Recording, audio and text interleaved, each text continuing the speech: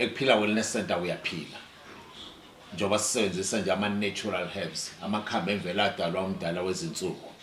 Khumbule ukuthi wenziwe wena ngani, wakhiwa ngenhlabathi, wabunjwa ngobumba, waphefumulelwa. Mawusebenzisa-ke amakhambi emvelo nizokhumbulana mhla nidalwa ensimini yase-Edeni. Siphethe i-colon cleanser-ke manje that is going to clean your colon, upopopo, large intestine, la kugcwala khona yonke imfucuza yethu, wonke udoti wethu. Mhlawumbe kusatoileteki nayo i-colon cleanser.